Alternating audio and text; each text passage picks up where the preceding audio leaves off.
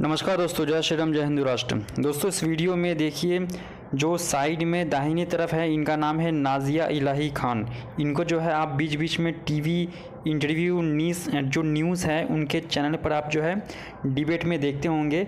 बहुत ही बुद्धिमान supreme court की जाने मानी जो है लॉयर है, मुस्लिम है लेकिन राष्ट्रवादी सनातनी सोच वाली है और बहुत ही बुद्धिमान लड़की है नाजिया इलाही खान। तो आज के वीडियो में आप देखिए कि नाजिया इलाही खान जो है खुद बोल रही है कि मुस्लिम लड़कियों को कोशिश करना चाहिए कि वो अपने लाइफ पार्टनर के रूप में, जीवन साथी के रूप में जो है एक हिंदू लड़का चुने।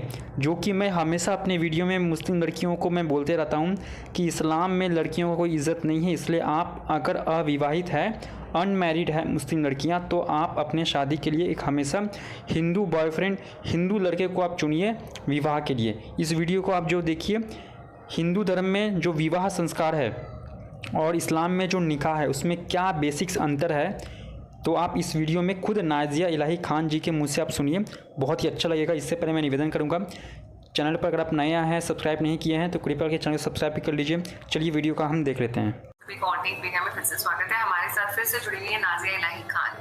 और नाजिया इलाही खान का एक पर्सनल मुद्दा जो मुझे बहुत टच करेगा।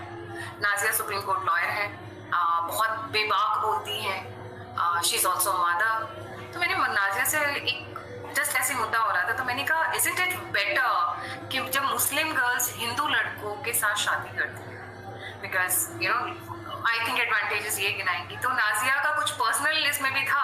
तो Nazia, what is your personal experience कि the Muslim girls are more happy, they are much more prosperous and growing when they are with Hindu boys? जी, ओवर टू यू।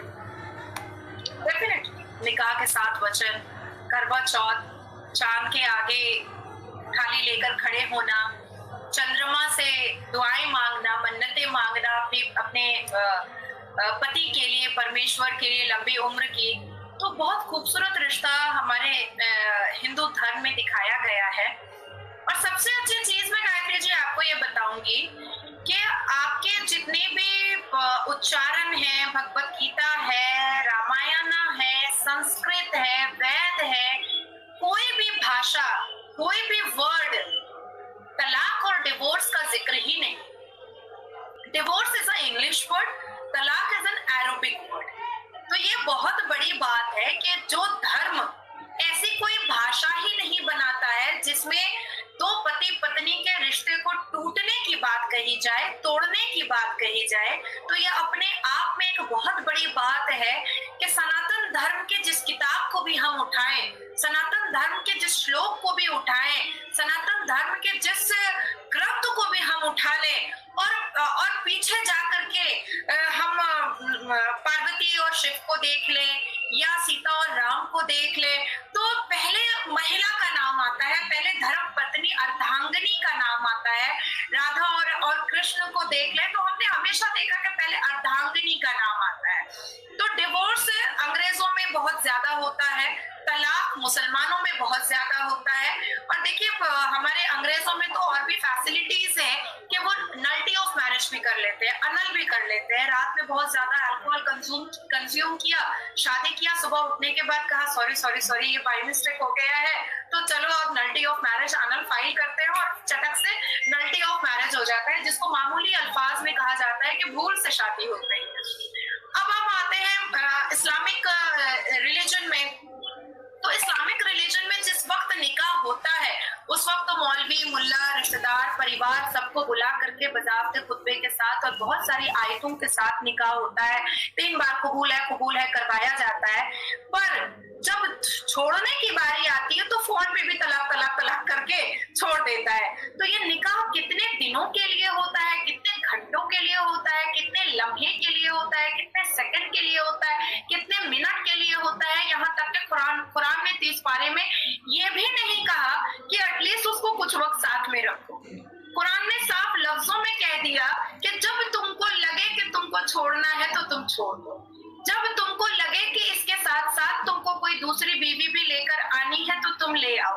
अब कुरान ये कहता है कि अगर आप अपनी बीवी से जिस जिस्मानी तरीके से खुश नहीं है, आप जहनी तरीके से खुश नहीं है, या वो बच्चा नहीं आपको पैदा करके दे रही है, तो आप दूसरी अहलिया मतलब दूसरी बीवी भी ला सकते हैं। तो कौन मर्द ऐसा होगा मुस्लिम कम्युनिटी में जो ये कहेगा कि मेरी बीवी मेरे को जिस्मानी बहुत खुश कर रही है और अब हम दूसरी नहीं लेकर आएंगे, जब फ्री फोकट में खुद अल्लाह मेहरबान होकर के गधे को पहलवान कर रहा है, तो भाई वो तो लड्डू लपेटेगा ही, वो तो जाहिर सी बात है कि वो लड्डू लपेटेगा ही। तो मेरा मानना है कि विवाह के 7 वचन बड़े खूबसूरत बातें हैं। ऊपर से आपके हिंदू धर्मों में 16 संस्कार के 15वें संस्कार में विवाह का नाम लिखा गया है, जिसको काफी तरीके से, काफी खूबसूरत तरीके से उसको एक्सप्लेन भी किया गया है। पहले वचन में पत्नी जो है वो ये कहती है कि तीर्थ करो, यात्रा करो, यज्ञ करो, पूजा करो, उपवास करो, पर हमेशा हमें साथ रखो और अपने हर मुश्किल और अच्छे वक्तों में मेरा तुम्हारा साथ होना चाहिए। दूसरा वचन आता है फेरे के वक्त में कि मैं तुम्हारे परिवार वालों की इज्जत करूंगी, मैं तुम्हारे माता पिता की इज्जत करूंगी, तो उसी तरीके से तुमको भी मेरे माता पिता की इज्जत करनी पड़ेगी, उनको भी मान और सम्मान देना पड़ेगा। ये आपके दूसरे फेरे के वचन में आता है। तीसरे फेरे के वचन में आता है कि जब हम जवानी साथ गुजारेंगे, हम बुढ़ापा साथ गुजारेंगे, मैं बीमार पड़ जाऊं, तुम बीमार पड़ जाओ, तुम्हारे ऊपर कोई इंसिडेंट और एक्सीडेंट हो, मेरे ऊपर कोई इंसिडेंट एक्सीडेंट हो, लेकिन हम साथ रहेंगे, चाहे अड़चने आए, चाहे दुश्वारियां आए, पर हम साथ रहेंगे। और तीसरा फेरा पूरा होता है। चौथे फेरे में पत्नी अपने पति से ये मांगती है कि अब तक तुमने बड़े आराम से अपने यंगस्टर्स टाइम को गुजारा है, लेकिन अब तुम्हें परिवार के साथ साथ अपनी अर्धांगिनी की भी जिम्मेदारी पूरी करनी पड़ेगी। अन्न से लेकर के जल तक आपको मेरा पूरा करना पड़ेगा, और पति उसको एक्सेप्ट करता है और चौथा फेरा पूरा होता है। 5वें फेरे में पत्नी अपने पति से ये कहती है कि तुम जो भी निर्णय लोगे, तुम जो भी फैसला लोगे, उसमें मुझे साथ रखोगे, मेरे मशवरे को, मेरे सजेशन को साथ रखोगे, वो उसमें हामी भरता है पति, और तब जाकर के 5वां फेरा पूरा होता है। छठे फेरे में पत्नी ने बहुत बड़ी बात मानी है, बहुत बड़ी बात मांगी है, और फिर भी छठा फेरा भी आपका भी पूरा हुआ होगा और सारे हिंदू औरतों का पूरा हुआ होगा। उन तमाम बुरी आदतों से, चाहे वो जुआ हो, चाहे वो ऐसी कोई भी हरकत हो जिससे तुम खुद को परे रखोगे, और मेरे लिए तुम ऐसी इज्जत और मान रखोगे जो कभी राम ने सीता को दिया था, कृष्ण ने राधा को दिया था, और शिव ने पार्वती को दिया था, ऐसा रखोगे, और पति उसको हामी भरता है और छठा फेरा पूरा होता है। इसके बाद 7वां फेरा बहुत खूबसूरत, बहुत ही मतलब आंखों में आंसू लाने वाला। प्रॉमिस करो, वचन दो कि मेरे और तुम्हारे हालात कैसे भी हो जाए, मैं और तुम कैसे भी किसी भी हालात से गुजरे, पर कोई तीसरा हमारे बीच में नहीं आना चाहिए। हम दोनों पति पत्नी, हम दोनों एक पति परमेश्वर और अर्धांगिनी कभी भी किसी तीसरे को बीच में, अपने प्रेम के बीच में लेकर के नहीं आएंगे। तो यहाँ पर सबसे महत्वपूर्ण, सबसे वैल्यूबल, सबसे इंपॉर्टेंट वचन पूरा होता है, जहां पर जिस फेरे में पत्नी आगे होती है और पति पीछे होता है, जो आपको पता होगा। तो मैं पूछना चाहती हूँ मेरे कम्युनिटी के मौलवी मुल्लाओं से, क्या कुरान में ऐसे कोई वचनों के बारे में लिखा हुआ है, ऐसे कोई वचन को दिखाया गया है, ऐसी कोई बात बताई गई है? अरे जब कुरान में ये तक लिख दिया है प्रॉफेट मोहम्मद सल्लल्लाहु अलैहि वसल्लम ने कि औरत अगर परफ्यूम लगा ले तो उसको प्रोस्टिट्यूट माना जाएगा, औरत अगर बिना पर्दा के बाहर निकल जाए तो उसको आवारा माना जाएगा, औरत अगर पीरियड्स के बाद शादी ना करे तो वो बच्चलन हो जाएगी। तो जब ऐसी घिनौनी बातें कुरान पाक में हुजूर पाक सल्लल्लाहु अलैहि वसल्लम करते हैं, और उनके कहीं भी बातों को जब मौलाना तबलीग देते हैं, प्रचार करते हैं, तो कहीं ना कहीं उन पर भी गुस्सा आता है और खुद पर भी गुस्सा आता है कि क्यों नहीं हमने पहले आवाज उठाई, क्यों नहीं हमने पहले इन बातों को उठाया। तो शायद हमारा जो जेंडर है, फीमेल जेंडर है मुस्लिम कम्युनिटी का, वो इतना ना कुचला होता, वो इतना ना सिसका होता, वो इतना ना रोया होता, वो इतना ना कल्पा होता, जिस तरह से मुस्लिम महिलाएं कल्पी हैं, रोई हैं। देखिए, मैं बहुत भावुक हो जाती हूँ। लोग मुझे कई बार बोल भी देते हैं कि आप इतनी भावुक क्यों हो जाती हैं। मैंने अपनी कम्युनिटी में अपने कम्युनिटी की औरतों को, मुस्लिम औरतों को बिलखते हुए देखा है, रोते हुए देखा है, सिसकते हुए देखा है। माओं के आंसुओं को मैंने पोंछा है अपने इसी चेंबर में बैठ करके। ये रो रो करके ये कह रही थी कि देखिए, हमसे तो 5 बच्चा पैदा करा दिया, अब पहली बड़ी बेटी के उम्र की बीवी लेकर के आया है और कहता है कि मैंने तो सुन्नत किया है, सुन्नह किया है। ये तो प्रॉफेट मोहम्मद सल्लल्लाहु अलैहि वसल्लम ने भी किया था। मैं अपने चेंबर की एक बात आपको बताना चाहूंगी कि मेरे चेंबर में एक लड़का काम करता था। तो मुझे पता नहीं था, हालांकि मुझे ये बोलना नहीं चाहिए, लेकिन मैं बताना चाह रही हूँ मुस्लिम कम्युनिटी के मर्द का दिमाग कैसा चलता है। मुझे पता नहीं था कि बाहर डेस्क पर बैठ करके जो लड़की काम कर रही है वो उसकी गर्लफ्रेंड है और बीवी और 2 बेटियां घर पर है। और जब मुझे ये पता चला और मैंने उसको कहा कि तुम मुसलमान हो, इसका मतलब ये नहीं कि जिस बीवी को तुम निकाह करके लेकर के आए हो उससे 2 बेटियां पैदा कराए हो और तुम यहाँ पर रंगरेलियां रचा रहे हो। तो उसने कहा कि बाजी ये सुन्नत है और सुन्नत के बीच में आप नहीं आ सकती। मैं 1 नहीं 4 कर सकता हूँ, जिसके लिए मुझे किसी से परमिशन लेने की जरूरत नहीं है। खुदा ने और खुदा के रसूल ने मुझे परमिशन दिया है।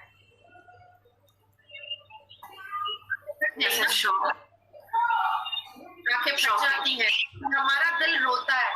हमारा दिल तब रोता है जब हलाला ससुर के साथ कर दिया जाता है, देवर के साथ कर दिया जाता है, जेठ के साथ कर दिया जाता है। हमारा दिल तब रोता है जब भांजी की शादी दूर के मामू से कर दी जाती है। हमारा दिल तब रोता है इस्लाम के मानने वाले जब खाला मरती है तो खालू से शादी कर दी जाती है, निकाह पढ़ा दिया जाता है। तो तब दिल बहुत रोता है। और यही चीजें हैं, यही कुप्रथाएं हैं, यही वल्गैरिटी और गंदगी है गायत्री जी, जो धीरे धीरे जितनी भी लड़कियां हैं वो कहीं ना कहीं हिंदू धर्म से बहुत ज्यादा अट्रैक्ट हो रही हैं, हिंदू धर्मों की तरफ खींची चली जा रही हैं, हिंदू पुरुषों की तरफ खींची चली जा रही हैं। हमने बहुत बड़े बड़े लोगों को देखा है। आज विराट कोहली के बारे में जितनी पाकिस्तानी लड़कियां पागल है, मुझे लगता है हिंदुस्तान की लड़कियां भी उतनी पागल है। आज धोनी के लिए पाकिस्तानी लड़कियां पागल है, मुझे लगता है कि उतनी हिंदुस्तानी लड़कियां भी पागल नहीं।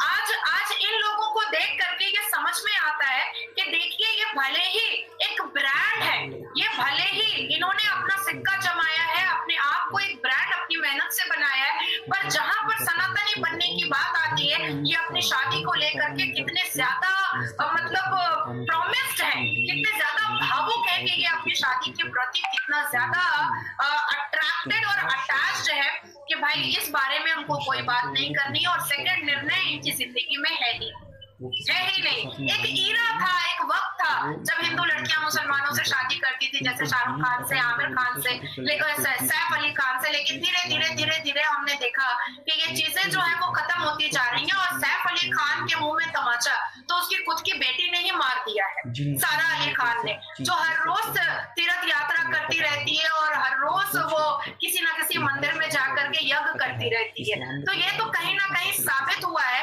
कि बॉलीवुड में भी जो प्रथा चला रहे थे खान लोग, वो उसमें भी लड़कियों को समझ में आया है कि भाई हमने ये नहीं करना है, क्योंकि कहीं ना कहीं है तो ये मुसलमान, है तो ये इस्लाम का मानने वाला। आमिर खान ने आफ्टर ऑल कर ही ली ना अपनी हिंदू वाइफ को छोड़ के कितनी और शादियां। देखिए, आफ्टर ऑल वो तो इस्लाम का मानने वाला है ना, जबरदस्त। मैं अभी नसीरुद्दीन शाह के बारे में आपको एक बात बता देती हूँ। नसीरुद्दीन शाह जितनी बार बैठता है कैमरा के सामने इंटरव्यू के लिए, वो कहता है मुसलमान डेप्राइव है, हर बार कहता है मुसलमान डेप्राइव है। पर मैं पूछना चाहती हूँ आपके इस चैनल के माध्यम से कि नसीरुद्दीन शाह को कभी भी जिंदगी में कोई मुसलमान लड़की अच्छी नहीं लगी क्या? किसी गरीब मुसलमान लड़की से शादी कर लेता? इतने बड़े घराने की, रिच फैमिली की हिंदू लड़की से क्यों शादी किया? क्यों? Well, to the point, exactly. Gold digger, मुसलमान लड़के जरूर अट्रैक्ट करते हैं हिंदू लड़की जो बहुत सक्सेसफुल होती है, जो बहुत ब्रिलियंट होती है, जो बहुत बड़े रिच फैमिली से होती है। अब क्योंकि उनका निकाह, उनकी शादी तब तक मुकम्मल नहीं होगी, क्योंकि इस्लाम और कुरान कहता है सूरह अल बकरा में कि जब तक दो लोग इस्लाम के मानने वाले नहीं होंगे तब तक आपका निकाह नहीं हो सकता है, आपकी शादी नहीं हो सकती है। इसलिए वो कन्विंस कर करके हिंदू लड़कियों को धर्म परिवर्तन करवाते हैं और फिर लव जिहाद करते हैं। बाद में क्या करते हैं, मुंह पे तलाक चिपकाते हैं, हलाला करवाते हैं, बच्चा पैदा करने की मशीन बनाते हैं, उसको घर में बैठा देते हैं, वो बेचारी अपना पूजा नहीं कर सकती। चीजें मैं आपसे जानना चाहती हूँ, आपने बोला गोल्ड डिगर है, राइट? आज की डेट में this is a difference between Hindu and Muslim. हमने सोचा था ये छोटा रखेंगे सेशन, बट यहाँ पे बड़ा होगा। हिंदू लड़कियों को राइट टू प्रॉपर्टी है फैमिली में जी। जब लड़की शादी करती है तो उसको पता होता है मुस्लिम लड़की को भाई ये प्रॉपर्टी भी ले सकती है। मुस्लिम लड़कियों को बल्कि ये नहीं है, राइट? तो जो यहाँ पर मैं बोलूं, यहाँ पर जो प्यार होता है मैं उसको मानूंगी कि मे बी ओरिजिनल होता है, बिकॉज यू नो देखिए हम सभी इंसान हैं, सबको फ्रीडम चाहिए, प्यार चाहिए, इज्जत चाहिए, फैमिली में एक सेइंग चाहिए। जब लड़कियां स्पेशली शादी करके जाती हैं तो उनको लगता है कि भाई अब यहाँ पर क्या है, खालू है, नानू है, चारों, जैसे आपने बताया हलाला वगैरह and everything with in the family. But यहाँ पर जब आती है तो बहू कितना भी हो, बेटी की तरह ट्रीटमेंट किया जाता है। बेटी की तरह तो किया ही जाता है ना, बेटी नहीं भी माना जाता तो बेटी की तरह किया जाता है, इज्जत दी जाती है। इसको मैं बहुत साधारण लफ्जों में गायत्री जी में बयान कर सकती हूँ कि एक मुसलमान लड़का जब हिंदू लड़की से शादी करता है ना, तो बहुत सारी चीजें होती है उसमें, बहुत सारे मुसलमान लड़के के फायदे होते हैं। एक होता है कि राइट ऑफ प्रॉपर्टी होता है, जो बराबर का हक उसको मिलता है। दूसरा होता है कि एक काफिर को वो इस्लाम में परिवर्तन करवाता है तो उसको जन्नत में 72 वर्जिन पूरे मिलते हैं। तीसरा होता है कि जितने भी आने वाली जनरेशन होगी वो औरत जितना बच्चा पैदा करेगी वो मुसलमान के काउंट में आ जाएगा। तो ये 3 फायदे तो यहाँ पर हो गए, ठीक है। अब एक हिंदू लड़का अगर मुसलमान लड़की से मोहब्बत कर रहा है तो उसके कोई फायदे नहीं है, वो सिर्फ मोहब्बत कर रहा है, वो सिर्फ और सिर्फ मोहब्बत कर रहा है, क्योंकि राइट ऑफ प्रॉपर्टी नाम की कोई चीज है नहीं। अब मान लीजिए मेरा कोई हिंदू बॉयफ्रेंड है, अब कल को मुझे फिर से बच्चा ना हो तो उनमें अडॉप्टेशन है, वो अडॉप्ट कर सकते हैं, उनको फिर दोबारा बीवी लाने की जरूरत नहीं हो, क्योंकि उनका धर्म इस चीज की इजाजत नहीं दे रहा है और उनका धर्म अडॉप्टेशन की इजाजत दे रहा है। हमारा धर्म दूसरी बीवी लाने की इजाजत देता है क्योंकि अडॉप्टेशन की इजाजत नहीं देता है, क्योंकि प्रॉफेट मोहम्मद सल्लल्लाहु अलैहि वसल्लम ने अपने अडॉप्टेड चाइल्ड हजरत जैद की बीवी से खुद निकाह कर लिया था और तब उन्होंने मक्का के सामने खड़े होकर कहा था कि अडॉप्टेशन को बैन कर देना चाहिए, जिसकी सजा आज 1500 साल से सारे के सारे लोग भुगत रहे हैं कि हम बच्चे अडॉप्ट नहीं कर सकते। तो मेरी शादी अगर किसी मुसलमान मर्द से होती है और मैं बच्चा नहीं पैदा कर पाऊंगी, हो सकता है कोई एक सर्कमस्टांसेस आ सकते हैं, तो मेरा शौहर सीधा यही कहेगा कि अडॉप्टेशन हमारे इस्लाम में नहीं है, तो मुझे तो दूसरी शादी करनी पड़ेगी अपनी फैमिली को आगे बढ़ाने के लिए। तो कहीं ना कहीं कितनी खूबसूरत बातें आपके भगवत गीता में और आपके सनातन धर्म में है कि बीवी को सर्वप्रथम रखना है, बीवी को सर्वप्रिय रखना है, अर्धांगिनी आधा तन। तो यह बहुत बड़ी बात है। अब आप देखिए कि आपके धर्म में 9 देवियां 9 शक्ति, हमारे पूरे कुरान को पढ़ लीजिए, कहीं पर देवियों का कोई जिक्र ही नहीं है, कहीं पर कोई तारीफ ही नहीं है, कहीं पर कोई इंपॉर्टेंस ही नहीं है, कहीं पर कोई वैल्यू ही नहीं है, बल्कि ये कह दिया गया है कि हम तो दिल बहलाने का सामान है। आदम के लिए हव्वा को पैदा ही किया गया था कि वो जन्नत में बोर हो रहे थे तो उनका दिल बहलाया जाए। और ये तो मैं कुरान की बात आपको बता रही हूँ, मैं वर्बल नहीं बता रही। मैंने 30 पारा पढ़ा है भाई, मैंने शरिया लॉ पढ़ा है, मैंने हदीस पढ़ा है, असली मुस्लिम की हदीसें मैंने पढ़ी हैं। मैं अब कुछ भी बोलने से पहले बहुत सारी चीजें मैं होमवर्क करती हूँ। ठीक है, असली मुस्लिम मतलब एक असली मुस्लिम की हदीस आती है जिसको हमारे जितने भी सुन्नी जमात वाले हैं वो बहुत मानते हैं कि अगर उस हदीस में जो लिखा हुआ है तो उसको हमने मानना ही है। हालांकि कुरान 72 वर्जिन हूरों से सेक्सुअल ठरकबाजी का मजा लेने की बात कुरान नहीं लिखा है, ये हदीस ही और शरिया ही बोलता है कि अगर आप एक काफिर को इस्लाम कबूल करवाइएगा तो आपको जन्नत में 72 वर्जिन हूरें मिलेंगी जो 135 फुट की होगी, जिसका जिस्म ऐसा होगा कि आपका चेहरा दिख जाए, आप उसकी अंतड़ियां और उसकी किडनी और उसके ऑर्गन दिखाई देंगे, वो इतनी शीशे की तरह होगी, वो थूकेगी तो नहर बन जाएगा, वो अगर उल्टियां करेगी तो दूध की नदियां बह जाएंगी, वो अगर नाक झाड़ देगी तो मलाई निकल जाएगा। तो ऐसे डिस्क्रिप्शंस दिए हुए हैं और मुझे आज तक समझ में नहीं आई है, ये बात मैंने कई बार बोली है कि ये नाटू 6 फुट 5 फुट 9 इंच के मौलवी मोल्ला और मुसलमान बंदे 135 फुट की 72 हूरों के साथ सेक्स करेंगे तो कैसे करेंगे, सीढ़ी लगा के चढ़ेंगे कि खंबा लगा के चढ़ेंगे, ये सब मुझे नहीं आइडिया है। मैं कई बार पूछती हूँ तो मौलवी मुल्ला मेरे से गुस्सा हो जाते हैं, वो मुझसे गर्म हो जाते हैं। इवन एक बहुत बड़े मौलाना ने यहाँ तक कह दिया कि ऊपर जन्नत में बच्चा भी पैदा होगा। तो मैंने उनसे पूछा भी कि लेबर पेन होगा, स्लाइन चढ़ेगा, ब्लड चढ़ेगा, तो उन्होंने मुझे झाड़ दिया, रिप्लाई नहीं किया। तो ये सारी इल्यूजन में, ये सारी खूबसूरत कहानियों में ये जुड़े रहते हैं और इसी कहानियों पे अफजल गुरु जैसे लोग और अजमल खसब जैसे लोग और याकूब मेमन जैसे लोग अपने बदन में बम लगा करके मासूमों की जान लेते हैं। तो आप सोचो कि जाहिल और जिहादी ये इस्लाम से पैदा होता है। नाज़िया, लास्ट क्वेश्चन, हमारे यहाँ विवाह कहा जाता है, शादी कहा जाता है, जिसके अलग मायने होते हैं। यहाँ पर निकाह कहा जाता है। What does the word nikah mean? Nikah means contract for your organs, for your sexual organs, for your sexual organ. ज़वाज का मतलब होता है शादी। इसलिए सऊदी अरबिया आप जाइएगा या आप मक्का जाइएगा, मदीना जाइएगा, दुबई जाइएगा, अफगानिस्तान, तुर्की जाइएगा, तो वो लोग कभी निकाह नहीं बोलते, वो लोग ज़वाज बोलते हैं। ये सिर्फ हिंदुस्तान में निकाह बोला जाता है। कॉन्ट्रैक्ट, जिसके लिए असदुद्दीन अवैसी जी पार्लियामेंट के अंदर बहुत चिल्लाए थे कि हाँ शादी कॉन्ट्रैक्ट ही रहेगा, तो जिस पर स्मृति ईरानी जी के बहुत सारे बयान आए थे, मेरे बहुत सारे बयान वायरल हुए थे कि हम तबेला नहीं है, और हालिया में मेरा ये बहुत वायरल हुआ था कि हम तबेला नहीं है और ना ही कोई फैक्ट्री है जो हमारे ऊपर कॉन्ट्रैक्ट होगा। ये तो प्रॉपर्टी का कॉन्ट्रैक्ट होता है, ये तो फैक्ट्रीज का कॉन्ट्रैक्ट होता है, ये तो तालाब का कॉन्ट्रैक्ट होता है, हमारा हम इंसानों का भी कॉन्ट्रैक्ट होने लगा है। तो बेसिकली इस्लाम में हमेशा औरतों को कुचलने की बात बताई गई है और सनातन धर्म में औरतों को सर्वप्रथम और सर्वप्रिय रखने की बात बताई गई है। जी, thank you so much Nazia. It is actually देखने वाली बात है कि जहां पर आपको ना इज्जत मिल रही है, ना प्रॉपर्टी मिल रही है, ना पढ़ने लिखने दिया जा रहा है, ना आवाज बुलंद करने दिया जा रहा है, वहां से शायद तभी लड़कियां निकलकर आज के डेट में बहुत सारी मुस्लिम लड़कियां निकलकर अट्रैक्ट हो रही हैं towards the Hindu main, because they see lot of freedom, lot of colours, vibrance. वो एक काला चादर ओढ़ने से और फिर अपनी मर्जी के कपड़े पहनने में बहुत अंतर हो जाता है। 7 रंग दिखाने के बाद एक रंग में पेंटिंग नहीं की जाती है। I think that's how I see it. Exactly.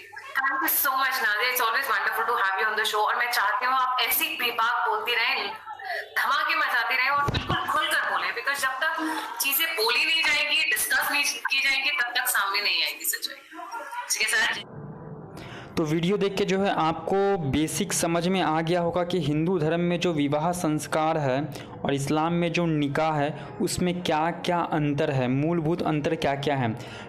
इस्लाम में जो निकाह है, निकाह का मतलब ही होता है कॉन्ट्रैक्ट मैरिज। निकाह का कोई पवित्र मतलब नहीं होता है, वो कोई पवित्र अच्छी इंटेंशन के साथ में नहीं किया जाता है। निकाह का मतलब ही होता है कि आपको जो है एक कॉन्ट्रैक्ट, वो मैरिज है। जब मर्द जो है वो किसी लड़की को पसंद करता है, उसके मन में काम इच्छा है, उससे संभोग करना है, तो वो उसको रकम देता है, उसको मेहर कहा जाता है। जैसे कि कोई प्रोस्टिट्यूशन है, कोई लड़की पसंद आई तो उसका जो चार्ज है वो चार्ज आप पे कर दीजिए और जो है फिर कुछ देर के लिए उसके साथ में आप मज़े करके जब मन भर जाए तो आप छोड़ दीजिए। सेम जो कॉन्सेप्ट है वो इस्लाम में निकाह का भी है, वो कॉन्ट्रैक्ट मैरिज है। जब आपको पसंद आए, जो है शादी कर लीजिए, निकाह कर लीजिए, महर दे दीजिए लड़की को। उसके बाद में जब आपका मन भर जाए तो जो है आप तलाक तलाक तलाक। तो इस वीडियो में आपने देख के सब कुछ आप समझ ही लिए होंगे कि जब शादी किया जाता है कितना धूमधाम से किया जाता है इस्लाम में, लेकिन जब तलाक दिया जाता है तो एक ही झटके में कोई कॉल में तलाक दे रहा है, कोई जो है वीडियो कॉल में तलाक दे रहा है, कोई SMS में तलाक दे रहा है, कोई व्हाट्सएप में तलाक दे रहा है। तो ये सब क्या नौटंकी है? तो लड़कियों को कोई रिस्पेक्ट नहीं है, ये तो एक डोमेन है। इसके अलावा 3 तलाक है, हलाला है, मुता, निकाह, मिसियार निकाह, लड़कियां कम दिमाग की होती है। ये सब चीज़ तो बाई टेक्स्ट इस्लाम में है ही, जो कि प्रैक्टिकल लाइफ में भी है।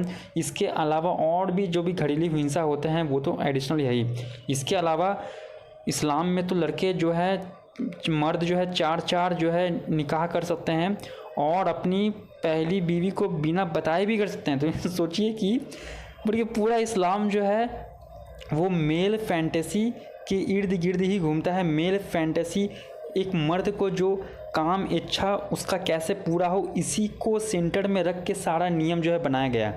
आप अच्छे से अगर इस्लाम को स्टडी करेंगे ना, उसके जितने नियम कानून हैं वो सब एंटी वोमेन है और मर्दों का फेवर करते हैं। अब मर्दों का भी फेवर कैसे करते हैं? मर्दों का जो मन में जो काम वासना है वो उसको किस तरीके से अलग अलग तरीके से उसके मन में जो काम वासना है उसको पूरा किया जा सके, इसी चीज़ को ध्यान में रख के जो है सारे नियम इस तरीके का ऊट पटांग के बनाए गए हैं।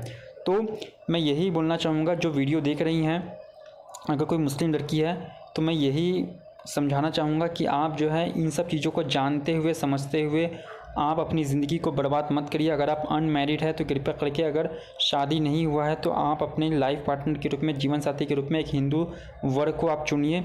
हिंदू लड़के से शादी करके ज़िंदगी भर आप जो है खुश रहिएगा। नहीं तो किसी कट्टरवादी जिहादी मजहबी मुस्लिम लड़के से शादी करके आप जो है 3 तलाक, हलाला, मुता, निकाह, मिसियार निकाह में फंस जाएंगे। उसके बाद में जो है ज़िंदगी बर्बाद होगा। ठोकर खाने के बाद में बहुत सारी लड़कियां जो हैं, जो उनके साथ में जब 3 तलाक का केस आता है, हलाला होता है, मजबूरी में फिर बाद में जाके वो इस्लाम को छोड़ती हैं, लेकिन तब तक ज़िंदगी बहुत हद तक बर्बाद हो चुका होता है। तो ज़िंदगी ठोकर लगने के बाद में धक्के खा के आप जो है इस्लाम को छोड़े, उससे अच्छा है समझदारी पूर्वक अभी इस्लाम छोड़ के जो है एक सनातनी हिंदू अच्छे लड़के को देख के उसके साथ में जो है विवाह करके हिंदू धर्म में घर वापसी करिए। आप भी सुख रहेंगे, सब लोग सुख रहेगा। खैर, वीडियो आपको कैसा लगा हो आप जो है मुझे कमेंट बॉक्स में कमेंट करके बताइए। अच्छा लगा हो तो लाइक करिए, दोस्तों के साथ में ज़रूर से शेयर करिए। अपने जो मुस्लिम महिला मित्र हैं, दोस्त हैं, गर्लफ्रेंड है, फ्रेंड है, उनको जो है समझाइए ताकि उनको इन सब चीज़ों के बारे में ज्ञान प्राप्त हो, उनको जागरूकता उनके जीवन में आए। और वीडियो को शेयर करिए। धन्यवाद। जय श्री राम, जय हिंदू राष्ट्र।